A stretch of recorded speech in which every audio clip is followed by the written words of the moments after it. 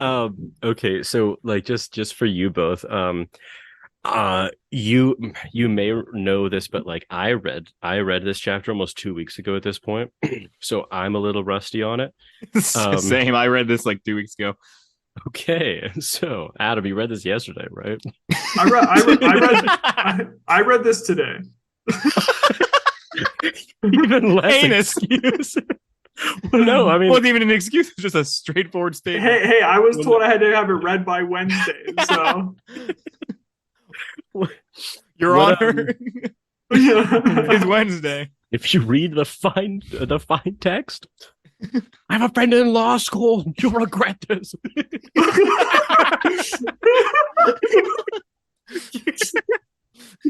what a threat. Me pulls up an email, just blocked.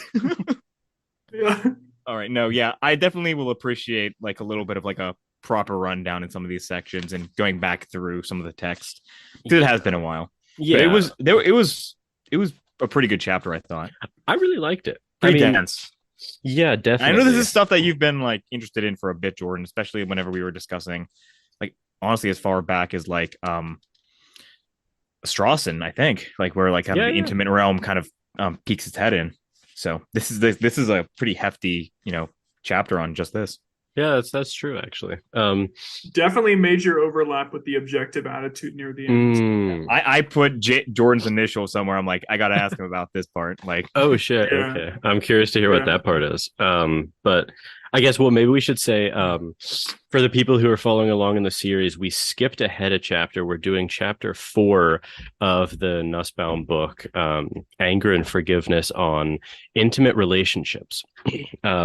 Okay, basically the way that I read this chapter and tell me if you guys agree was like basically if you recall from like last episode chapter 2 was where she laid out like the very broad scope of not broad but like the main scope of her thesis here, which is like anger as defined as including that like retributive wish for payback is like irrational on the one hand or ethically untenable on the other hand. And so basically she's arguing that all anger, save for that type of anger that she calls transition anger, uh, should be just, just eliminated from our lives. Um, I just took this. I took this chapter, and she actually does this. She does this in chapter 6 as well, where she basically just like takes her arguments and then applies them to different domains. So this chapter is essentially her just applying her earlier arguments in the domain of like intimate relationships, and then the fifth chapter is her applying it in sort of like the context of relationships that are not intimate, just sort of like day to day interactions, which she calls the middle realm. And then chapter 6 is she's applying it in the political justice context. Uh, so, um, okay, first impressions. What do you guys think of this chapter? I liked it a lot. I love this chapter. yeah, Okay, it was good. excellent. Yeah, Yeah. good. Um, okay, I mean within the chapter and honestly within anything like relating this, we could just we don't have to there's no systematic order to like any of this. Um but I okay, okay, this would be fun. Okay, so let's take like a temperature read of everyone here because we've been kind of doing that a little bit like throughout the series. I on a scale of 1 to 10, how convinced are you of Nussbaum's thesis? Probably like a 9. I'm right around there too. Yeah, I'm very convinced. I felt like this chapter was more so like you said, just like how would this look in all Mm, different types of intimate relationships, of all different kinds. And um I couldn't disagree with anything really. I mean, I think no. there were points I wanted to think about further, especially with kind of like self-directed anger Mm, and and not so much like the logic behind it, but maybe more so like the efficacy of it. Um, mm, but otherwise, I kind of already bought the thesis throughout the chapter. So by the time I got to that point, I was like, yeah, I think there are more effective, or not effective, but more directed emotions mm, or just pure reason that could, um, better attenuate behavior. You know, Hmm. and like I don't know, but that was kind of my overall view of it. Yeah, that makes sense. I'm pretty much with you. Giffen, we didn't hear your temperature reading. Yeah, the same, a 9. Like there are some things in here where it's worth like, kind of contemplating, but overall it's hard to find a place where she's like just kind of like off, except for one Yeah. part where she describes a previous view of hers and then she critiques it. So, um, so yeah, I mean it was pretty excellent. So I'm You know at a what? 9. You know what's interesting is so we're out of order in the sense that we have been doing like the readings before class, but this one's obviously since we delayed after the class. Mm-hmm. And the interesting thing is that I would say the majority of the people in the seminar have been largely arguing against Nussbaum here. Really? Yeah, which is interesting. Oh, I Um, need to hear some of these like comments. That's amazing. yeah, the majority of the objections all seem to center around the idea that there's something sort of deeply appropriate, ethically speaking, about reacting to injustice with anger. There would be Even like, in the intimate realm. yes, Okay. yeah. So, and I think that But wait, did you use the word appropriate? yes, But she says anger can be well grounded.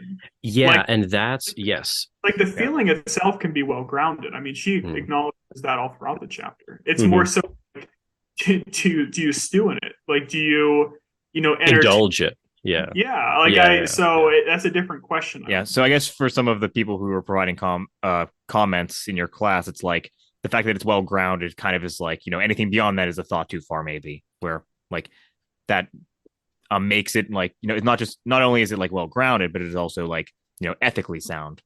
yeah. So I used the word appropriate with like a it was laden with more meaning than like Yeah. what I should have said. Um, appropriate in the sense that like it is not only well grounded but sort of justified above and beyond that. How? Yeah, so a lot of What the was some of the logic there?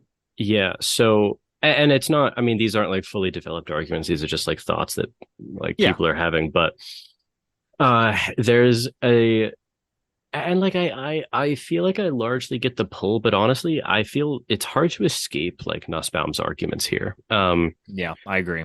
Yeah, part of so okay, one argument that has been raised, and obviously I'm not going to be able to do as good a job because they're not like my own arguments. So Yeah. um okay, one argument was that uh anger is so okay, so here's uh there's a question of what's the value of anger?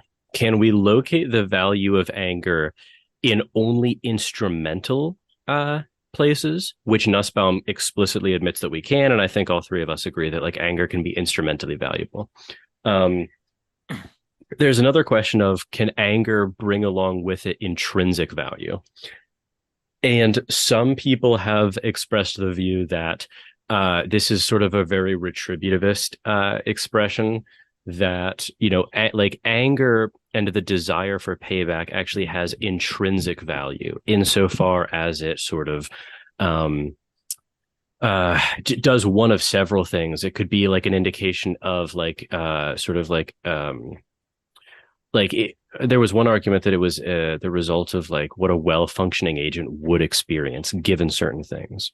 So like if you didn't experience anger at certain instances of injustice, there would be something sort of intrinsically wrong with that reaction. I don't think I'm like pulled by that in the sense that I don't know, like even granting that argument, you could still there's a difference between experiencing anger and expressing it.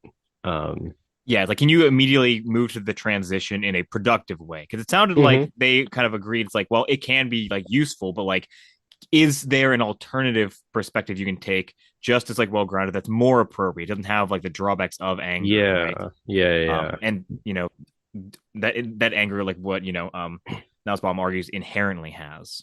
Because Yeah. honestly, whenever like again, these are just like questions that were brought up, I'm sure in good faith, like in your class. But like Yeah. the idea of like kind of taking the position of like it would be kind of weird to not do it feels Mm. kind of like something that's like it reminds me of Twitter in a way. It's gonna might be a little bit weird, but it's like kind of like you're expecting the outrage, right? Mm. That makes sense. Like it's kind of rewarded.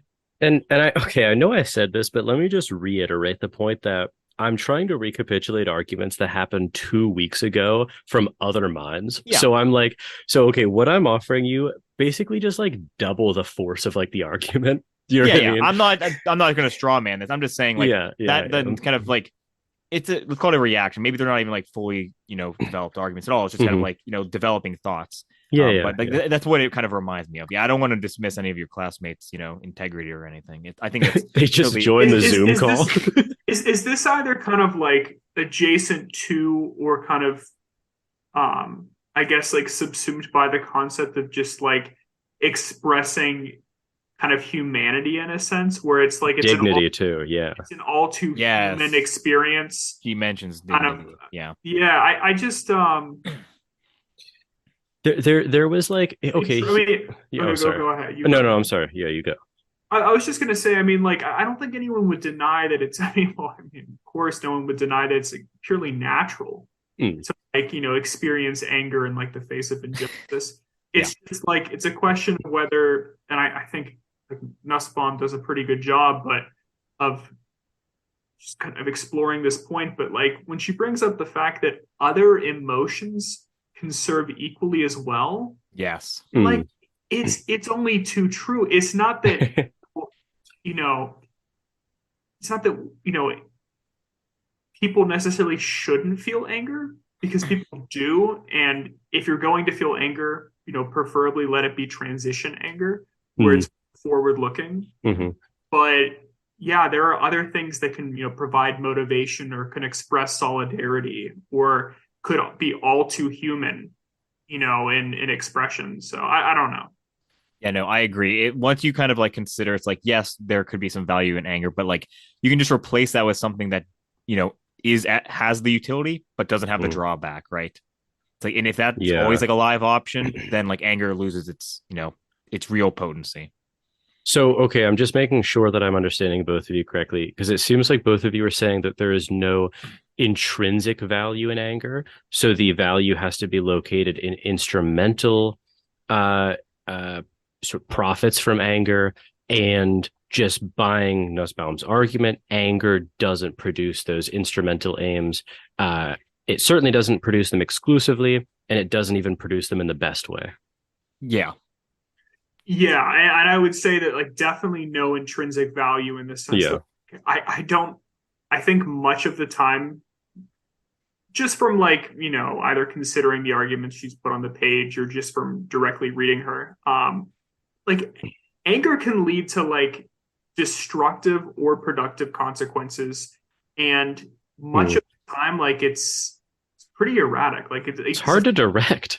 There's like a very capricious nature to anger where it's sometimes it's like led me to, a better outcome. And sometimes it's like led to my downfall. It's true. It's true. Yeah. So it's kind of, anger is the lion is the quote from earlier. Yeah. So it's like, okay, what kind of intrinsic value is there something, as capricious as anger that can lead to both like, your downfall or potentially your success? I don't know. So here's an argument that seems to me to be one of the best ones for anger. Okay, so, and this is an amalgamation, I think, of like what a couple people said. Okay, so we already like discussed how natural, like how natural it is to feel anger. Like given this is like a Straussian point, he talks about like the reactive attitudes being like so deeply ingrained as they constitute part of our nature,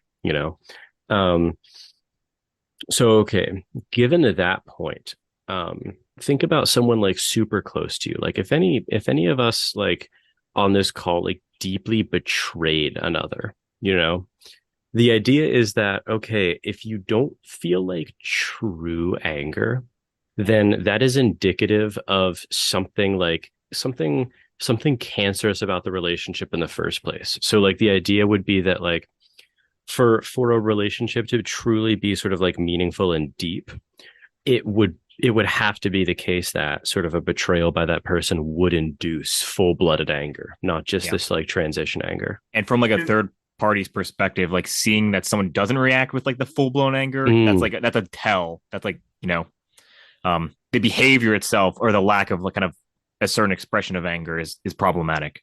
True. And what true. what if it led to full blown grief, as Nussbaum would say though? Like, I mean, is that also indicative of straight to grief, you mean?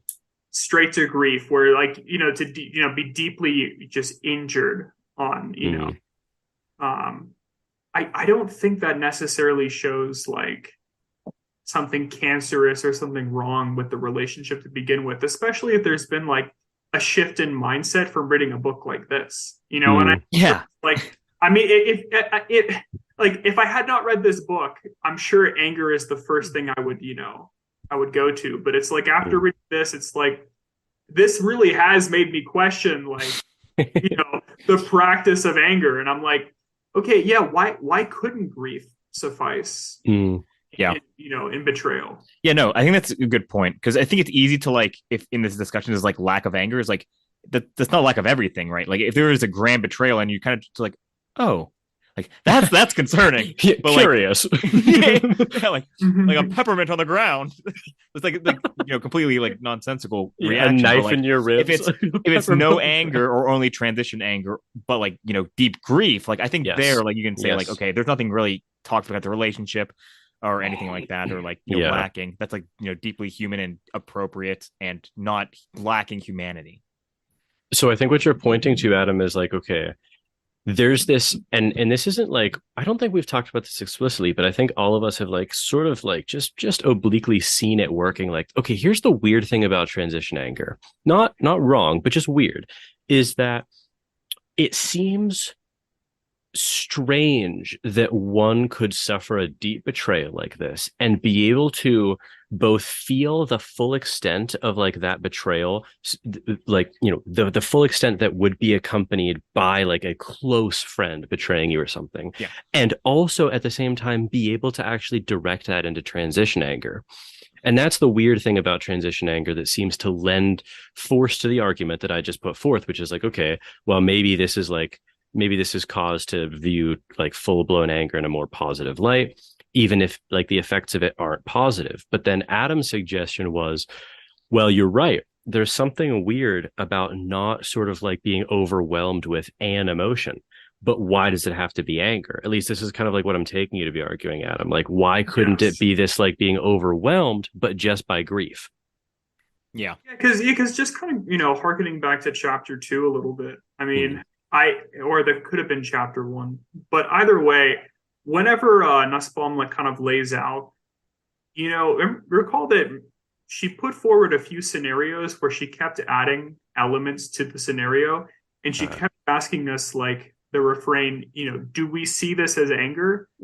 And recall, I think we were all on the same page that none of those scenarios struck us as anger until there was the concept of like wanting to cause pain or some sort of injury to you. And it's like, okay, so if that is what anger is, where it's the desire for another person to suffer in small part, even just like some unbreakable part of it.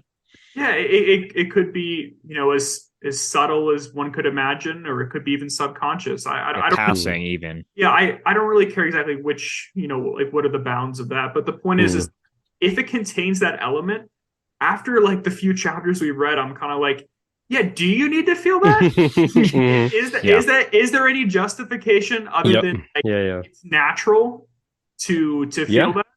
Yeah. I don't know. I don't think so. Yeah. And I think it's completely understandable, like, for someone not having read that, because like that's probably how they react. So when they see it like not in someone else, it's like, do you not feel this is important because you're not reacting like I am reacting? It's just kind of like, less introspective, or they haven't been exposed to the idea. So it's like kind of that thing. It's like, no, I think if I'm seeing someone who's like really struggling with like a grief, it's like, okay, they didn't like devalue that relationship.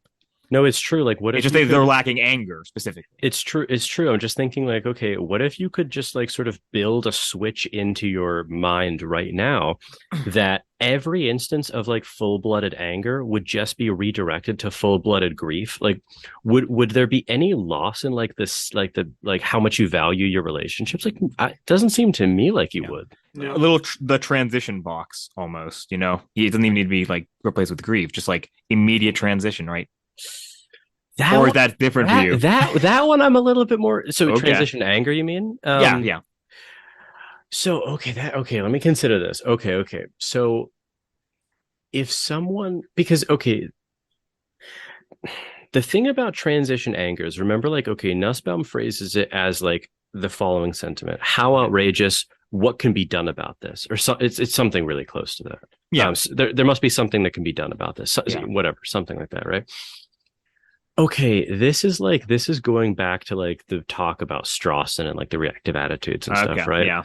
This is where okay, here's the thing: is like Adam's suggestion, at least like insofar as I understood it, um, I liked because to me there's something weird in transition anger.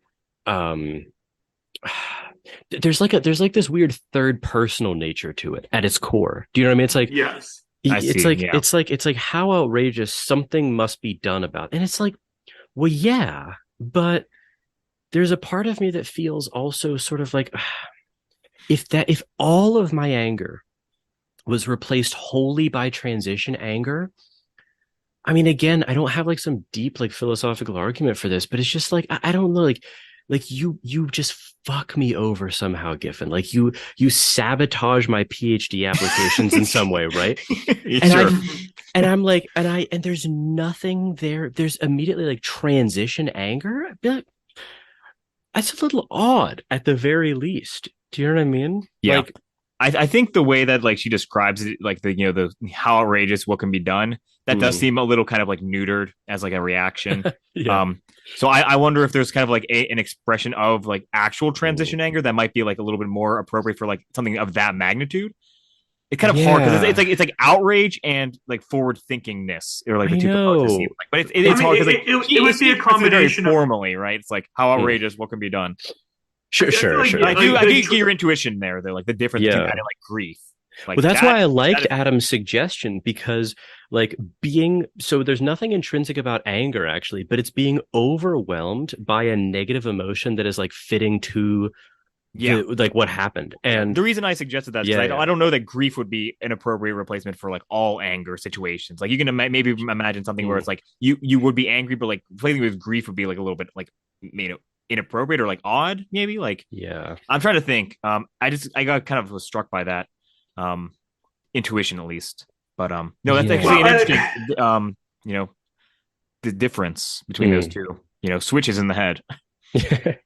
But I think the way I see it, like just to kind of comment like on like that short conversation real fast, like I don't see transition anger precluding other emotions. Like you could have transition anger like in conjunction with like deep grief and hurt, whatever terms you want to use. Yeah. So I mean, but I see transition anger as more so like, okay, as we are these biological creatures that are prone to anger, like, okay, given that, okay, are we gonna, continue to adopt much of the classic anger mindset, or once you do experience that, like, should you work to transition that mindset while at the same time, like, still feeling hurt and grief? And I think I buy that. I definitely buy that it's like, as you are going to feel anger, dwelling on like the potential pain or suffering another could experience, like I'm not sure what that does, except for like,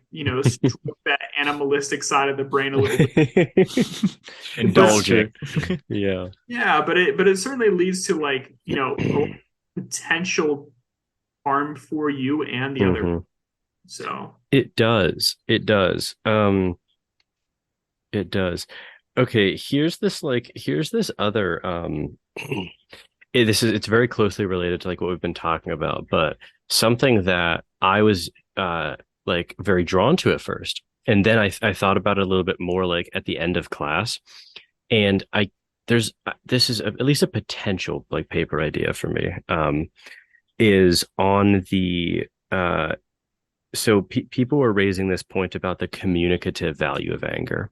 So Yeah. there's something weird going on with transition anger, where because like Giffin, you pointed out, it's so forward looking, right? How outrageous. So it's a recognition of the wrong, which is backwards looking. But then the forward looking part is what can be done about this, right? Right. And that what can be done about this adheres to a very, very broadly consequentialist basis. She herself says, like, I've written about this elsewhere. I'm not talking about like narrow utility maximization. There's a plurality of values, but it's like broadly consequentialist, right? Okay. Yeah. So, okay, but still, so here's the weird thing about transition anger. When you were like seriously wronged or betrayed or whatever, a very natural reaction is to communicate that hurt, that harm. It could be an expression of grief as well, right? But the problem, at least this was like this was raised. The problem with transition anger is, well, whether you sort of like get to express that is all hinging on the forward-looking aspect. So if it wouldn't be helpful to express that anger, then you shouldn't do it. And that seems like a very inhuman basis to communicate when you've been hurt, when you've been wronged. It's just, again, we're just talking, this is like basically the objective attitude discussion, but like it seems weird that your communication in an intimate relationship would be like moderated to that degree by like this forward looking this like, I don't know, do you like this forward looking calculus? Do you feel the pull of that at all? I'm guessing a little bit less than you do. For myself, at least, just, I'm curious about Adams. Yeah, I actually don't feel that pull as much. Like like, for anger specifically. Yeah, exactly. Okay. I think anger could, almost like faux anger could play a good role in like, kind of laughing about something. Playfulness. Yeah, exactly. She mentioned that a lot. Oftentimes, yeah. Of course. Yes. Yeah. But which can play a good role, but to kind of spread almost like a virus, like true hatred, that you feel towards somebody else, and then somebody else kind of like adopts that desire for to inflict real harm on someone else. I'm actually not sure that does good for the world, actually. Well, it certainly doesn't do good for the world, but the point that was raised was, well, doesn't it seem weird to sort of allow yourself to experience and express things on that basis? You know what I mean? I think it's a fair intuition at first, like I described earlier. Like, but once you kind of read this paper, I think it's like very clear. And this was like an intuition I had, much less formalized kind of before even. Objective attitude stuff. But like, I don't think it's that weird once you kind of like recognize like, the nature of anger, I guess. And you think about like what it really is. There are plenty of things that can, behaviors, like deep, like genuine emotions that you can feel that should express what anger can also be a signifier for, but like it is not a sole signifier for. It is not, there's nothing that anger can do that nothing else can do in a positive sense, maybe. Yeah, and also just to be clear, like for anyone who's familiar with like Strawson's objective attitude, this is also like I take it that while it parallels sort of that conversation directly, you can conclude a lot of different things, So for instance, just because you conclude that like transition anger is always what you should default to doesn't actually imply the objective attitude. That seems pretty clear to me. It might in that emotion. In the dimension of that specific emotion. I think it kind of does imply that. Like if you buy the argument that transition anger is the right mindset to kind of like adopt. Yes. I think it does apply the objective attitude for that. So it may not actually it may entail a pre-commitment to experiencing a certain range or modification of reactive attitudes, but it wouldn't require the adoption of a view of another as like something to be managed. Remember, like the objectification aspect. Because think about it, if you pre-committed to being like, so okay, this is like us right now essentially, right? If you like read this book and you're actually like deeply deeply convinced, like I never want to allow myself to feel anger, that wouldn't have necessarily anything to do with objectifying the other person. It would be just sort of a because it wouldn't be required, right? Like, Are you sure? Because like think about like the transition anger, kind of like just the verbiage in it. Like mhm. this outrageous something must be done. What does that entail? Almost as though there's like there are entities or people that must be handled, but not in that, kind of interpersonal sense. More so just like Yeah.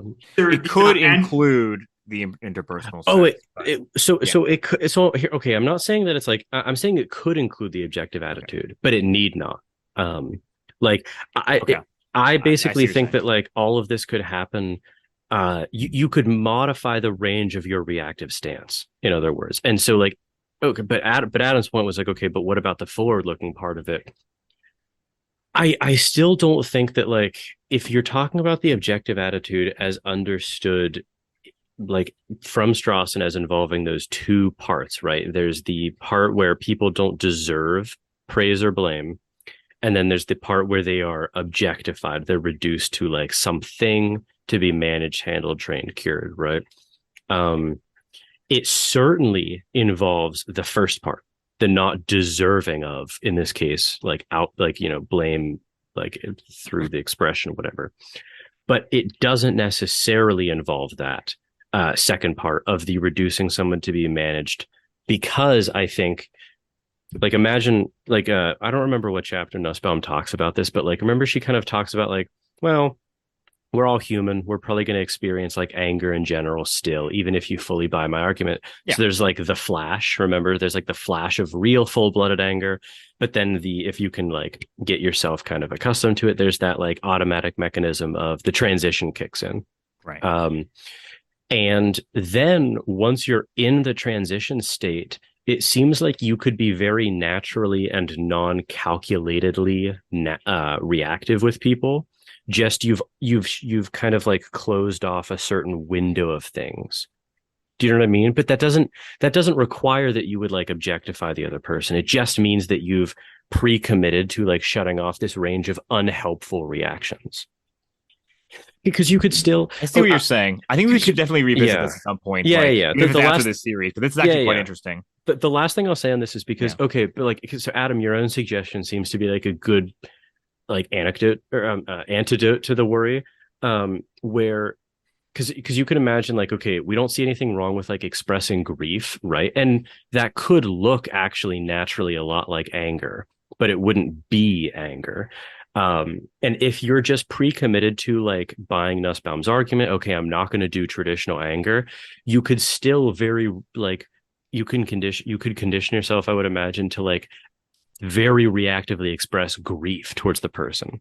And if it's done on that reactive basis, you wouldn't be sort of like collapsing that person into an object to be managed. Oh, certainly other emotions like grief would Yeah. still be a very reactive attitude. I Yes.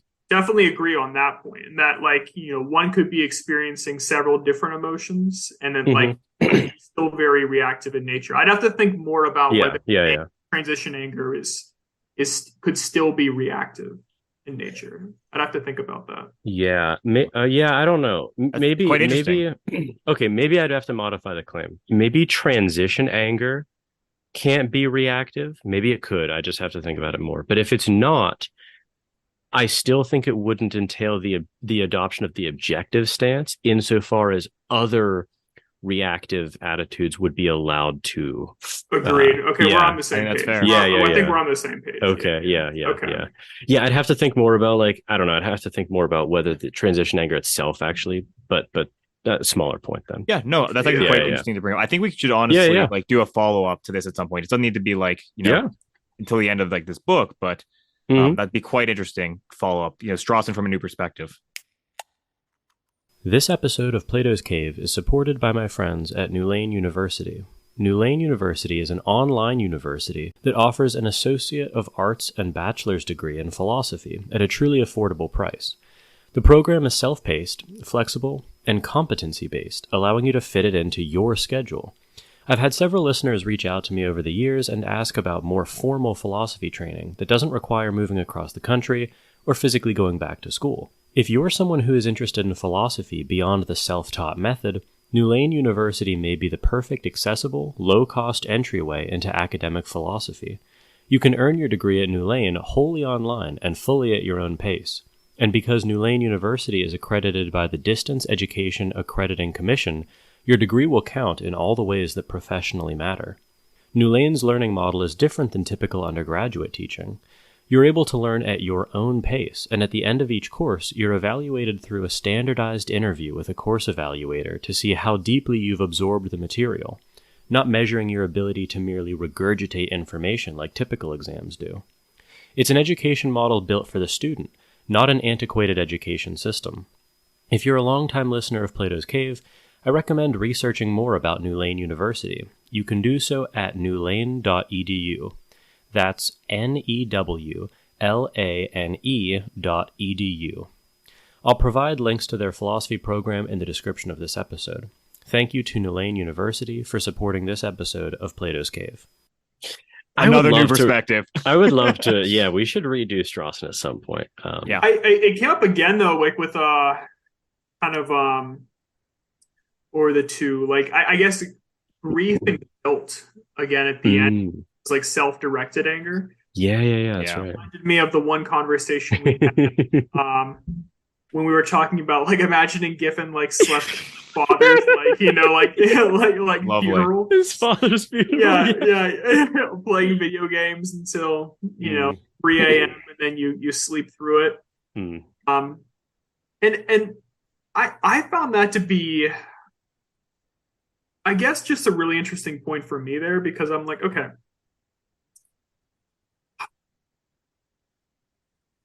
guilt, I guess I'm kind of just thinking out loud here, but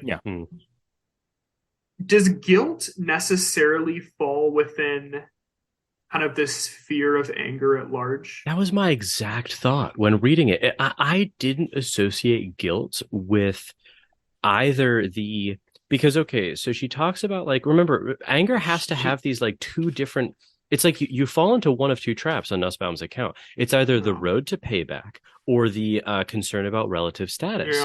And okay, so I don't know that I never associated guilt with anger. I had the same exact note. I think it's like on page 130. That's right. Yeah. I don't know if she introduced. Did she talk about guilt maybe in like chapter 3 or whatever, like the one we skipped? That was on forgiveness, but I'm not sure if that was actually like involving guilt. I mean, I can skim. We haven't read. We're circling back around to that later. Yeah, I'm just wondering because like whenever she like brought it up, I was kind of like taken aback. I'm like, do I actually think of guilt as just like self-directed anger? And I was like, no, I don't think I do. No, I know. Here, let me read part of 130 here. Just to this is where I have flesh out her argument a little more here. But so she says, guilt involves inflicting pain on oneself with the idea that this pain is owed. Pain indeed is one constituent of the emotion. This pain expresses, quote, hostility to oneself, unquote. But that suffering is intrinsic to the idea of a world in which we all need to learn moral rules in order to live together in a community. The wrongdoer isolates himself from the community by violating its rules. Fortunately, wrongdoing takes place in a world in which there is a well-understood path to reestablishing the torn fabric of community. Quote, asking for and receiving forgiveness, making sacrifices, reparation, and punishment have the significance of a rite of passage back to union. So, guilt involves inflicting pain on oneself. I think I buy that. I do buy that in loose sense of thing. Yeah. Here's the best, like the most charitable way I can conceptualize that. I could imagine her arguing that, like, okay, guilt involves like this inability to like let go, to like almost like forgive yourself. So the fact that you like are are like inhabiting that unpleasurable mental space is what sort of like the pain is owed portion of that, I guess. Yes, that's what if that's how you can kind of like frame it, then I agree.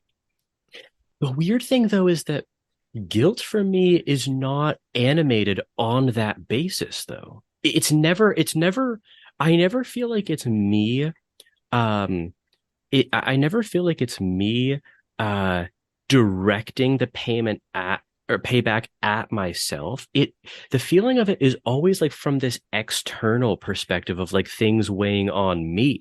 Like I can't let something go, but it's because of the force. It's the force of that thing.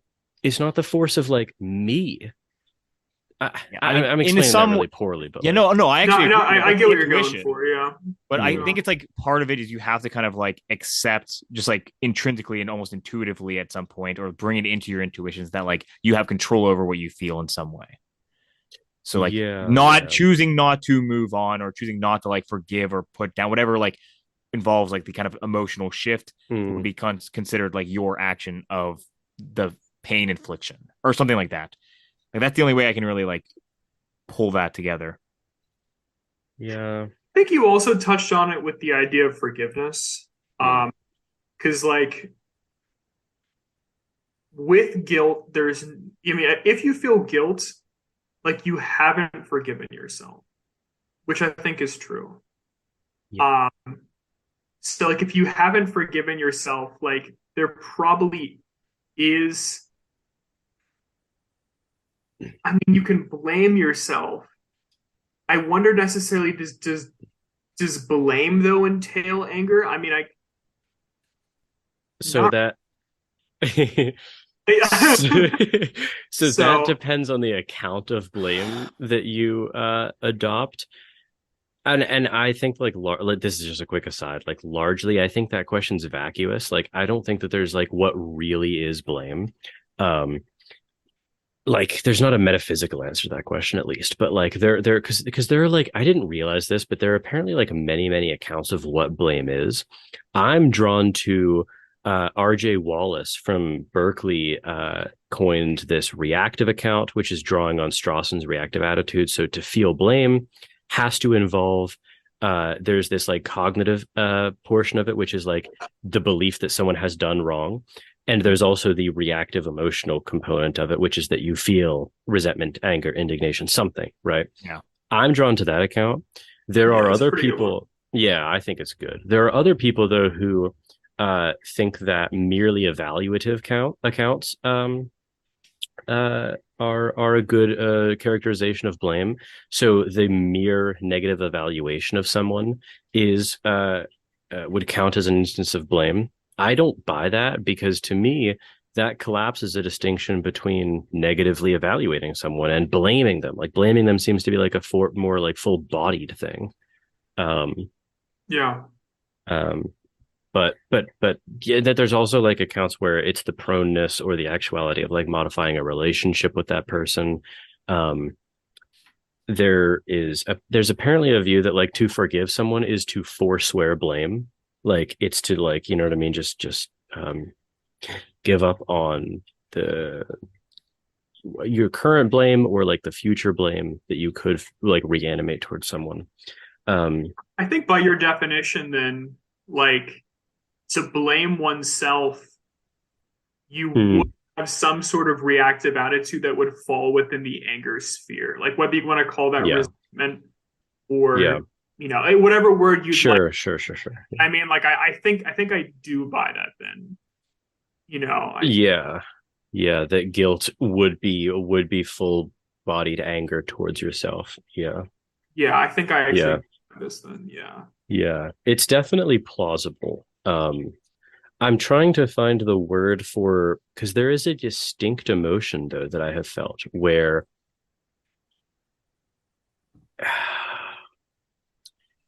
well, maybe it's not.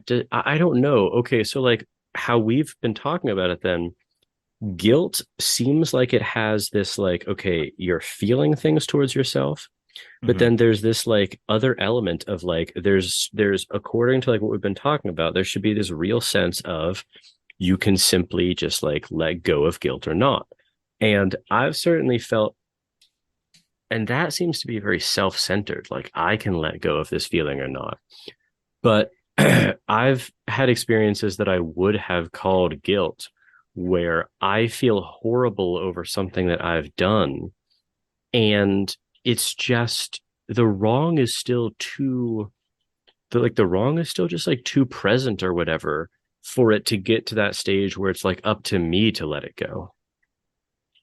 Like, do you know what I'm talking about? Like, Is it you Yeah. talking about like the looking forward element of it? Like you don't want to let go of that, no, or is it it's just like like the self-inflicted emotional torment or whatever you don't want to let go of? no, neither. It's like letting go isn't even a thing yet. Like it's not even in the like it's not even involved in the emotion yet. I'm still feeling it's just like a raw feeling of like just like fuck, like I like I'm just so regretful that I did that thing and like hurt this person or whatever. Do you know what I mean? Like Yeah. I don't know. Maybe it's just maybe it's not a difference in kind. I don't know. And Um I hate to bring this up again, so we can kind of glance over what I'm saying, but I will just throw this out there that it does to replace like guilt with just pure grief hmm. seems to almost take a more objective attitude of one's behavior, It's definitely which, a denial of responsibility in a way. yeah, in a Yeah. way that Hmm. I understand like the more positive effects that could come out of it, Hmm. both for oneself and others. Yet there is that weird dissociation Yeah. between, one's behavior and what one feels about one's behavior, where hmm. the two aren't as deeply connected when you replace guilt with grief. Yeah, Yeah. and so like I guess that one's like a little more of a holdup for me, where it's just Mm. you view your Hmm. own behavior like in a How unfortunate that I did this thing. yeah, Yeah. just a more removed kind of like uh Hmm. perspective. And I'm not sure. I think that does radically change how we live and how we kind of like operate as conscious beings. You know what I mean? I don't know. I don't know. I'd have to think more about that one. But Hmm. Yeah. I don't know. I'd have to think more about it too. Because there is a what do sense you in think, which Giffin? Oh, you go ahead. oh no, I was just thinking no, no, okay. I was just trying to like, okay, imagine the person who whenever they do something wrong, successfully adopts the project of transition grief. Their immediate reaction when they've deeply wronged someone is, how outrageous. There's like, what can be done about this? And it's like, well, okay, maybe Nussbaum would argue that, like, well, what are you really actually hoping for? If the person genuinely feels bad and that feeling bad manifests in like a deep desire to like right the situation, Yeah. Nussbaum is going to ask, like, well, what more do you want? Like, you're just like, you want that person to be just like a masochist then, Yeah, it's like which, I think if you imagine like them, they have the flash, they have like immediate transition, and there's still like outrage there, but it is like forward looking already, right? yeah, because it seems like even on Nussbaum's account, like transition guilt would still involve negative emotions, right? It would just be the this is where it gets tricky because like when you do something really wrong, I'm just going to take it as a cornerstone that like you should feel negative emotions. Like any view that doesn't have you feel some negative emotion when Yeah. you've just betrayed a close friend is like that's that's not a Curious. plausible. Yeah, yeah, curious. That I'll be honest, that to me is just not really a live option. Um, so the problem for Nussbaum with transition guilt then would be on what basis could you be feeling? Wouldn't Nussbaum have to be committed to saying any negative emotions associated around like your own wrongdoing would be either irrational because they don't remedy the situation or falsely believing in this like wish of payback? So isn't she committed to saying like I don't know. Maybe I'm All complete. negative might be a bit excessive. Like, But like, okay, on Nussbaum's account, on what basis should you feel negative emotions then? If you've already committed to like righting the wrong, Well, I think grief would still be appropriate. No, Okay, grief that It- like but It's the you. acknowledgement of it, suffering, kind of. Okay, Like, and okay, yeah, okay, that okay, it's a okay. negative emotion, I'd because say. it's almost like the two are very similar, but like grief's almost like I'm deeply pained that I did what I did, and then like Mm, almost like guilt's like I I'm deeply pained that I did what I did, and I should suffer. Like as Yeah. some and as I it, shouldn't At let least in this her go. account. yeah, Yeah, that I like in some way like I feel like I deserve to suffer. yeah, that's I fair. mean, like And Okay. the I just continuing so of the negative emotion is at least part of a suffering that's continuing that you're inflicting on yourself, right? Mhm. and it's kind of weird to like remove that element still though, where it's like I mean, if you do something heinous enough, like I mean, there is that element like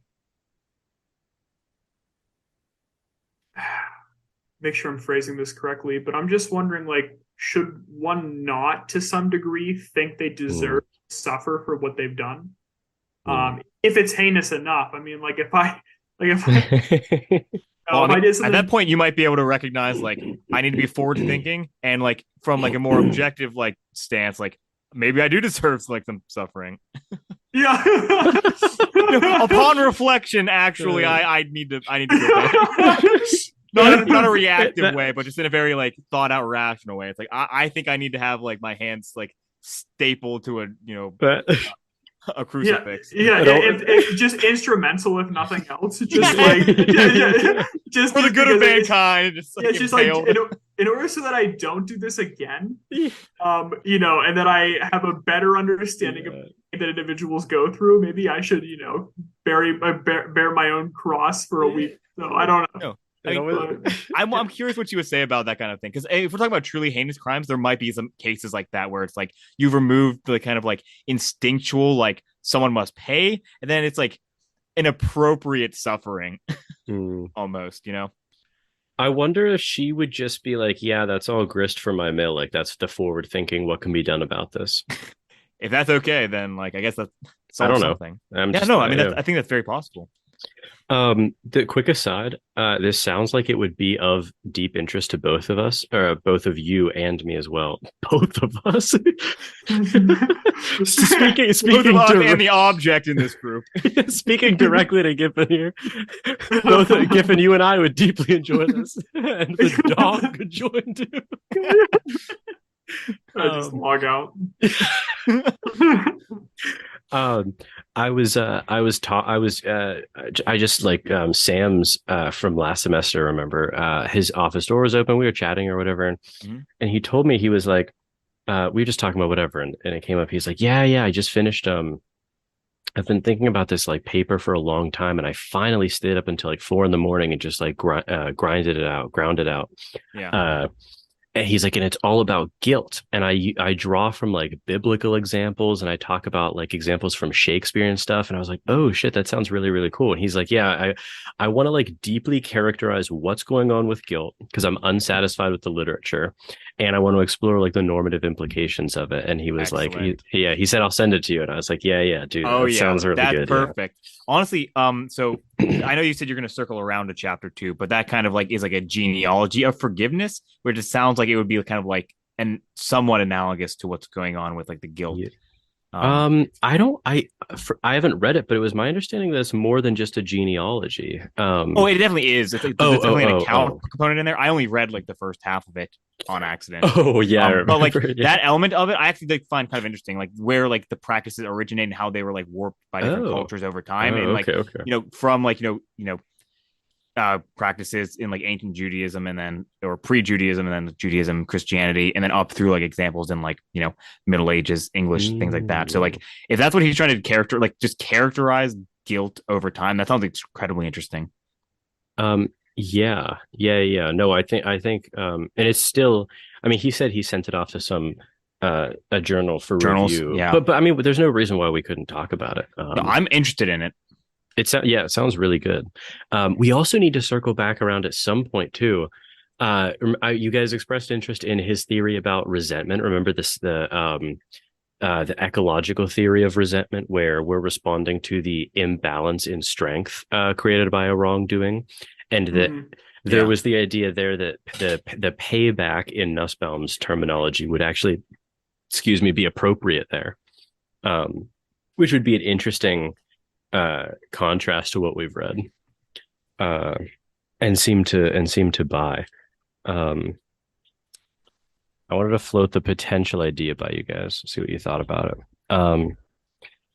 Okay, this is essentially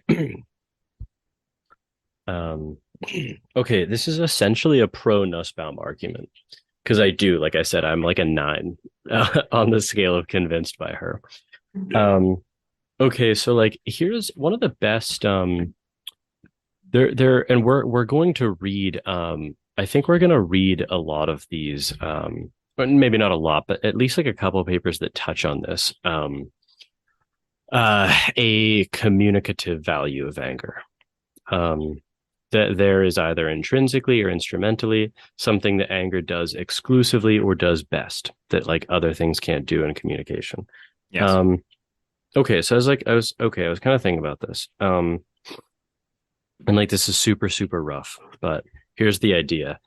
uh okay, so one, I think, okay, here one could grant that anger is instrumental in communication, right? It's like trying to get someone to acknowledge the wrong. It's standing up for yourself. It's like showing dignity, right?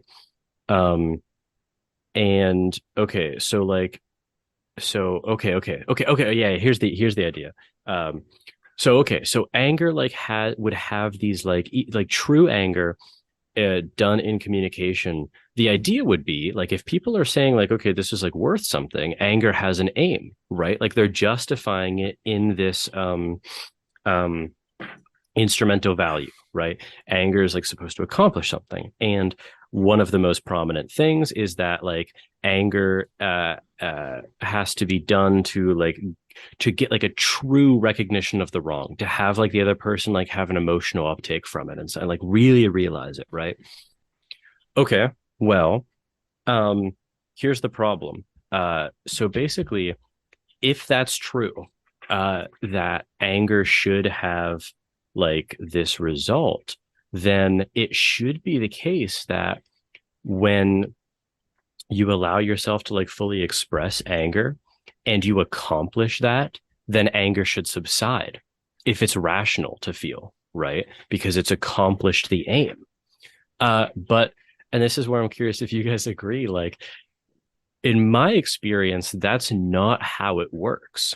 The other person, you're talking to like the person who wronged you, and you are truly angry and you're truly expressing that anger.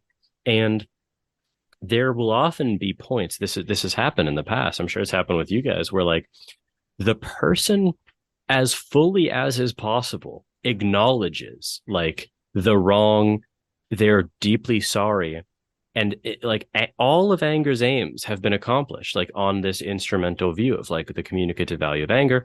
Yet I don't know about you guys, but like I've remained angry, like because and you continue like and but you really shouldn't have done it, like yeah, I know like you know what I mean, like so okay, so if it doesn't go away when the goal is satisfied, that seems like it's grist for Nussbaum's mill, that anger is this like irrational emotion that is not responsive to reasons or judgments. And so okay, so basically the idea would be that um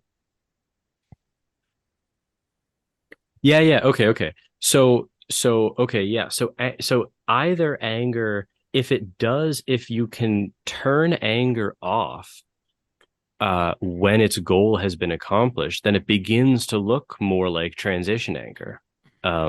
It's like outrage and what can be done about it. Yeah.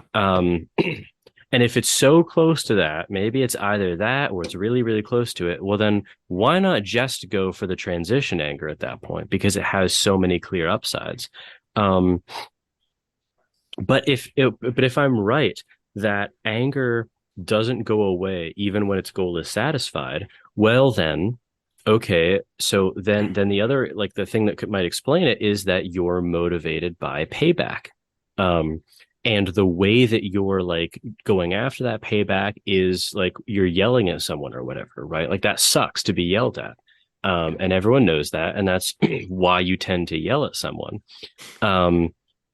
So on that front, it would be irrational because the person has already acknowledged like the wrong that's been done.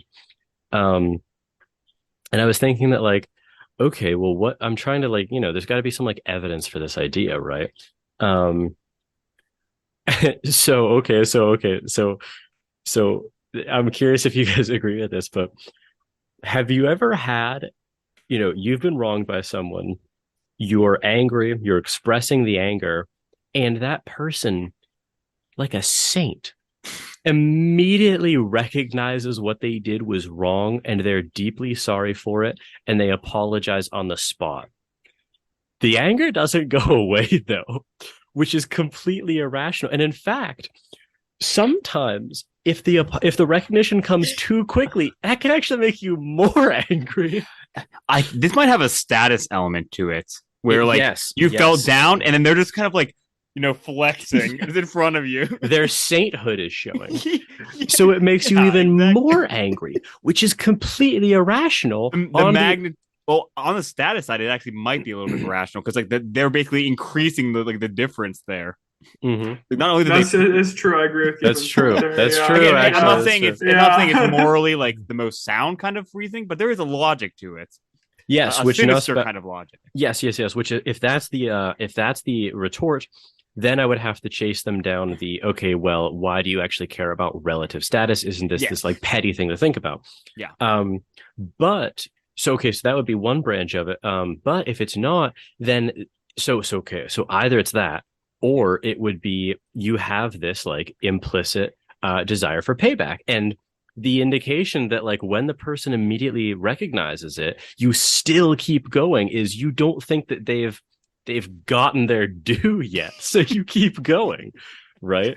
Or you almost feel like they haven't fully acknowledged it in a sense. You know what I mean? Because that's true. I feel like they're like because acknowledging like is kind of a vague term in this sense that we're talking about it. Because like sincere, deep. Yeah. Exactly. Somebody can recognize what they did was wrong and they can apologize for it. Yeah. But it's like, no, like this really made me fucking mad. You know what I mean? Yes. It wasn't like this something you should not do again. You know, there are definitely times where someone gives like a passing kind of forgiveness, but it might be appropriate to be like I don't think you're like actually matching, like you're not understanding the magnitude. But there are also times where it's like they actually do, and then you're just angry. It's true. Completely. You're still angry.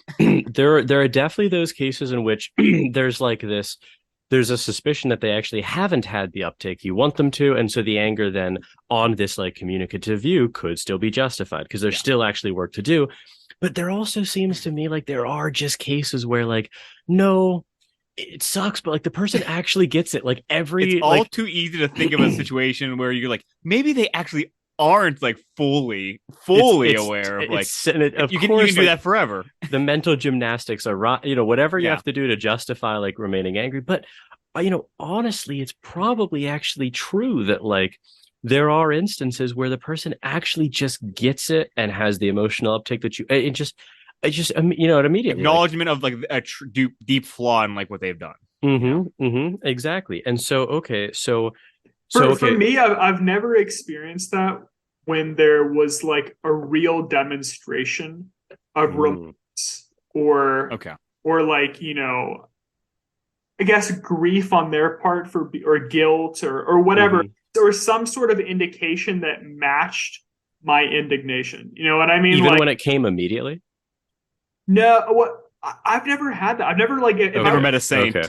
if I was that mad, like I've never had somebody be like just like deeply like suddenly grieving of like their behavior. It'll typically kind of be like, oh no, I understand what you're saying. And you're like, you don't like that response alone like indicates that you don't. You know what I mean? So they're just like true to that.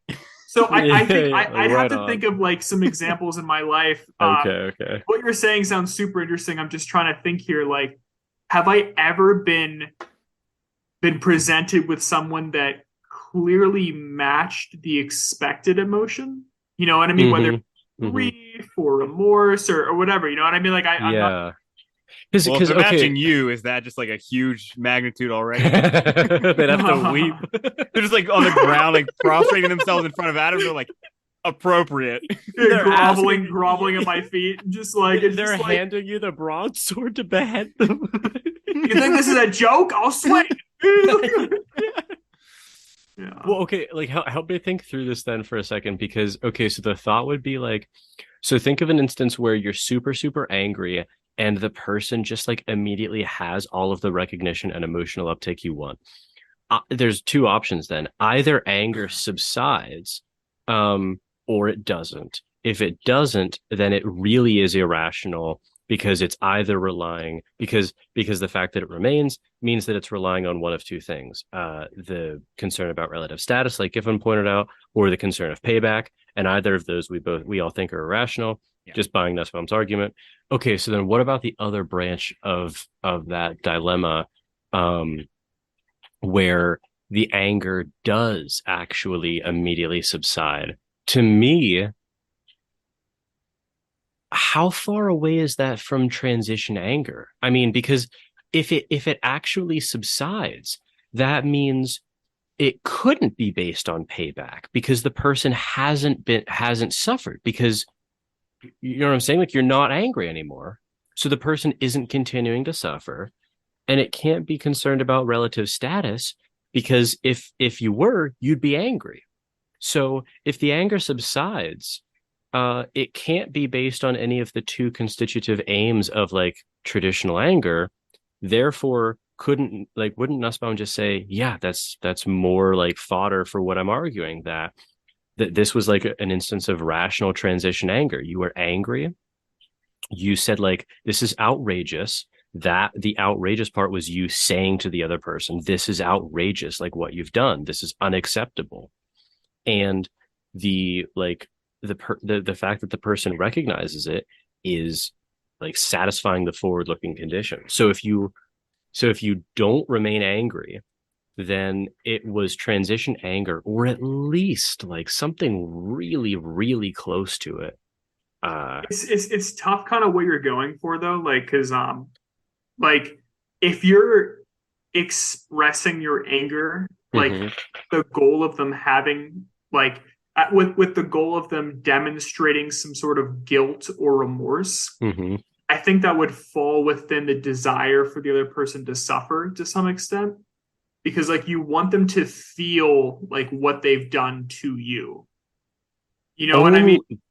But isn't there? I'm just thinking, like, isn't there's two ways for that to happen though? Like, you could think that this, like, a slight suffering, like of feeling bad and recognizing it, is what's required for the recognition to like land.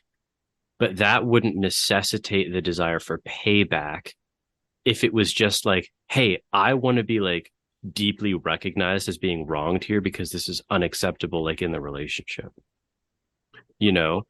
Well, no, sure. It just all depends, like, Yeah, because yeah. the thing is, like, I think it would depend, like, why the anger subsided, right? Because, like, Yeah, anger yeah. subsided because you felt the person was, like, feeling the right reactive attitudes. Mm-hmm. You know what I mean? Like, of just, like, sudden guilt and just, Yes. like, Like remorse. Yeah, whatever. yeah, of course. Like, at that point, I think that if it subsides because they felt those emotions, then I still think it lands within the category of, you know, wanting the other person to suffer, because those are negative emotions and you want them to experience them. Isn't it more complicated than that though? Because so if it subsides because they felt that, but their feeling that was just an indication to you that like they get it, couldn't that still be transition anger? Because No, because we're talking about two different categories. I'm saying if okay, that's the reason it subsides. Because yeah, if that's the other one could just be it just subsides because you're convinced they acknowledge what they did. You know what I mean? You could be convinced, like it could just subside the anger because you recognize that they acknowledge what they did. mm-hmm. think that's much closer to transition anger. But if it subsides Okay, because they're experiencing, Mm-hmm. negative emotions because of what they did, Yeah. I would still fall squarely within kind of like a more like a desire for the other to feel some sort of They pain. have now gotten their due. Yeah, Wait. I'm just thinking though, doesn't that actually just hinge on your account of like what it takes to fully acknowledge something though? Like, Ooh. right? Because if you think that like an acknowledgement, like if like because okay, like I was assuming that like a full acknowledgement would both be like a cognitive like an assessment from the other person of like I did something wrong. But I mean, the way that we tend to think about things is like, and we were talking about this with guilt, is like you want the other person to feel negative emotions, which don't themselves count as like, those wouldn't count as like payback if they're part of the acknowledgement, right? Like, if you want them to feel negative emotions above and beyond that, then it would count as payback. But just wanting them to feel negative emotions doesn't seem to me to like necessitate the desire for payback. I think it depends, right? I mean, like we can imagine two scenarios, right? Mm-hmm. Like I wrong you in some way, and then Mm-hmm. like get very angry, and then I on one hand I respond back, and I give you like a detailed response of like of understanding of what I did Mm-hmm. and was wrong, Mm-hmm. but I'm not really like showing any negative emotions, and possibly I'm not feeling any negative emotions. Mm-hmm. On one hand, you could like kind of observe that and say like and think, okay, he acknowledges what he did hurt me, and Mm-hmm. he understands his behavior was wrong. Mm-hmm. Like another scenario where I deeply wrong you, and then like you're yelling at me, and I just like break down in tears because of like it just I'm like emotionally very in tune with Mm-hmm. behavior, and it was like my own wickedness just overcomes and like then suddenly like that stymies the emotion of anger, where it's like, okay, I'm convinced that Mm-hmm. this person acknowledges it, Yeah. and they are suffering to an extent. So it kind Okay. of depends on like why It, the anger subsides. yeah. Okay. I see. So it's actually like a subjective claim about why that person's anger dissipates. Was it because uh the weeping was an indication that the person like really acknowledged it, in which case no, it's not a desire for payback? Or did the anger go away when the person was weeping because it was a satisfaction of like, well, this person has suffered too? Yes, exactly, Yeah. exactly. Hmm. Yeah. I see what you're saying. So actually it's we're down like a couple branches at this point, which is why I'm like, buffering a little bit. Um, I'm buffering a bit. Yeah, it's like yeah. so around 11 p.m. around this time. um, yeah, no, that seems right to me. The other thing that I was thinking, we're going back up to the main branch at this point. So either anger, and like I said, this is like really inchoate still, like this idea. Um, so either like the anger goes away, uh, in which case it seems like it could be it depends, right? This is your point, Adam. Like if the anger goes away, it depends why it goes away.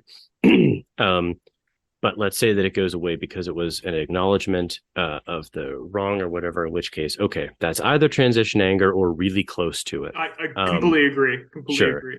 And then the other branch is, let's say it doesn't go away. Well, there's two branches to that. It's either you're concerned about relative status, which seems wrong, or you're concerned about payback, which seems irrational.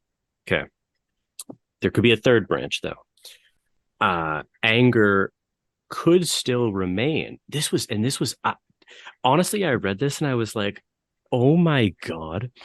I've very rarely had, I mean, these instances come and they're like the treat of like doing philosophy, but they don't come that often anymore just because like, we're familiar with like a lot of this stuff. But this one, Yeah.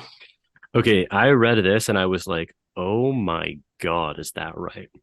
So there's a third possibility, I think, that anger could remain, but this reason too would be irrational. But it's something that Nussbaum doesn't sort of like fully incorporate into her view, which I think she could. So let me find it. It is, I remember it came up under the section of uh it came up sort of incidentally under the section of children's anger at their parents, but it actually doesn't necessarily have anything to do with that relationship dynamic. Um, okay, so this is 108. Um, uh, well, actually, I think the pithier part is on 109. So, so Nussbaum is talking about this person with a last name of Lerner. I can't find her first name. But Harriet Lerner, in a book called The Dance of Anger. Um, okay, this was like when I read this, I was like, oh my God, I have done this like many, many times. Okay, so I'm quoting from 109, first full paragraph. Lerner makes two excellent points in this fascinating chapter. First, she shows that anger is often a way of not solving the real problem, of cycling it round and round. It's skipping that, like whatever. It's like a game with repeat play, and in this case, each repetition makes things worse for both. And then at the beginning of the next paragraph, she says, second, Lerner emphasizes that anger is easy and reasoning about the future is hard because repeating a problem is easier than solving it. It is very challenging when two people are close to renegotiate a relationship that will include both genuine separateness and real love and intimacy. This is in the context of a parent and relationship, but it could be generalized to whatever.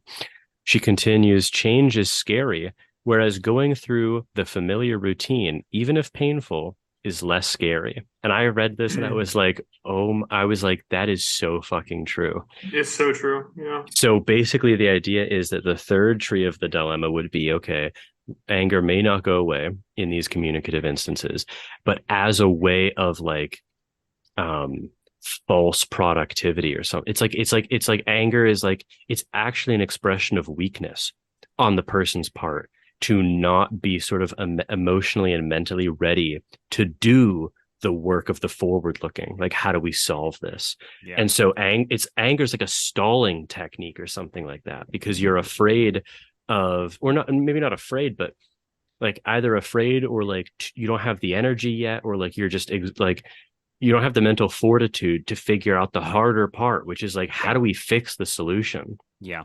It's always there. It's easily accessible. It's always in your pocket. Yes. It's so you could just reach in and grab Dance a big old around. handful of anger. Yes. And I was like, I read that and I was like, holy shit.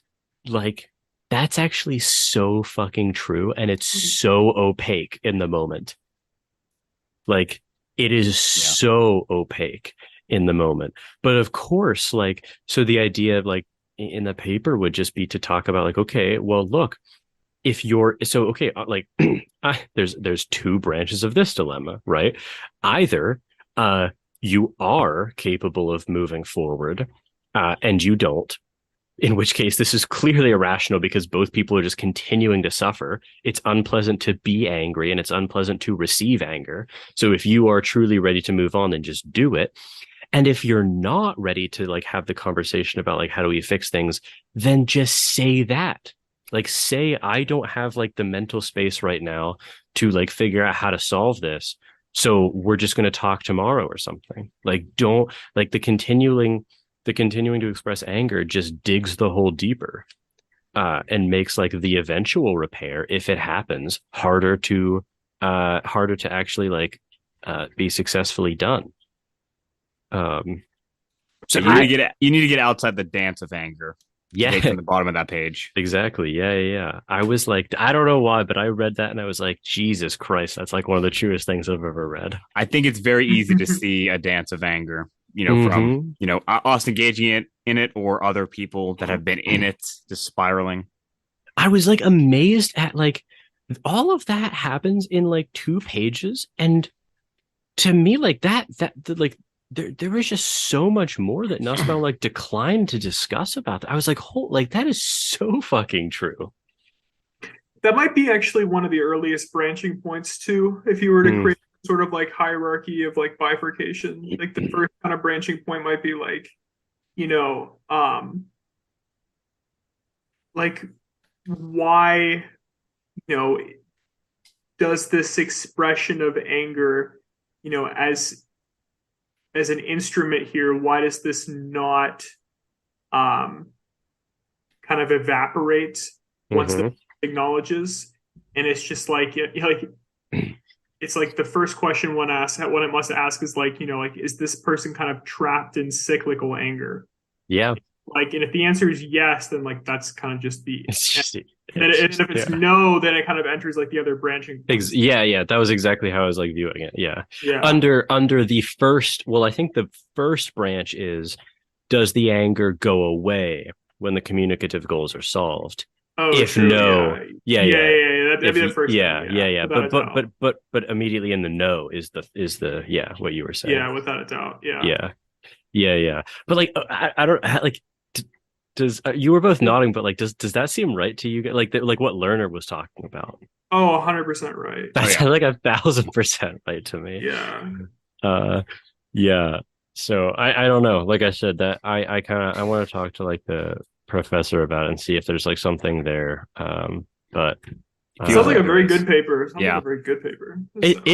I think if it stands a chance of being good, it's because I've been like Sisyphus on that route like so many times. Like I've rolled that without, dude. The craziest thing is to me like how opaque that was in the moment, and how it is like so clear to me now that that's what I was doing. When reading anger's easy. Like reading this section, I'm like I like reconceptualized like my relationship like with my own parents, and I was just, and I'm like, okay, this is like a positive chapter in that sense of like how I could like move forward, like in certain, I mean, like generally positive relationship, but like in certain areas, like instead of like this continual cycle we go through, like, yes, how could this, be resolved positively? It's like, well, first thing I need to do is, kind of actually ask that question. Yeah. No, it's true. It was actually like very therapeutic to read that section from Lerner. Because like I don't know about, I'm sure you guys like, maybe especially Adam, because as we like said in the intro, like Adam and I are like a little bit more prone to anger than it seems like you are, Giffin, but like a bit.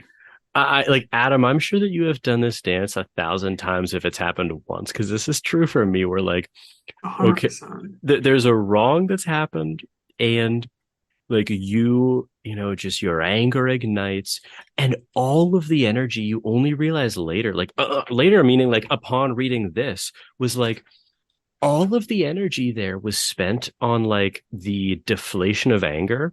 But by the time that like all of that's done, you never have the conversation of like how to actually fix things moving forward, because like all of the energy was spent on like the anger and like the defensiveness from the other person. Maybe you finally get like an acknowledgement, and then you're just like you know what I mean? You're just like, oh, and then you just like leave at that point, and nothing ever gets well-traveled neural pathways. Yes. deep grooves in the snow. It's true though. It's true. It isn't just taking another path; it's climbing out of the one you're falling down. It's so true. It's so true, dude. I read that. I was like, God damn, is that true? Yeah, no doubt. Yeah. All right. How about we find peace at this point at 10:52 Eastern? I think that's fair. Yeah, I have some stuff to do after this. Yeah, me too. I was doing so well until like 10:48, and then I just I think we all hit a wall. But okay, we'll talk off air about what we're gonna do next, because we're slightly out of order. But yeah, I hope I liked this chapter a lot, actually. I think I liked it even more after talking about it than I did going into it. One of the more fruitful readings I've ever done. Oh my God. Me too, honestly. Yes. like I'm telling you, like after reading chapters 1 and 2, I was like, yeah, I don't like to acknowledge what I'm reading right now because like anger does play a role in my life. Yes. And then I read chapter 4 and I'm like Yeah. like a Nussbaum like acolyte now. You just slowly ascend it. It is true. Like I'm like been proselytized to like in It's this. true. It's true. No, it actually makes so much sense now. Yeah. Okay, well, for listeners, hope you're enjoying the series and tune in next time. If you enjoyed this episode of Plato's Cave, please support the show by researching New Lane University. You can find out more at newlane.edu. Thank you to New Lane University for supporting this episode of Plato's Cave.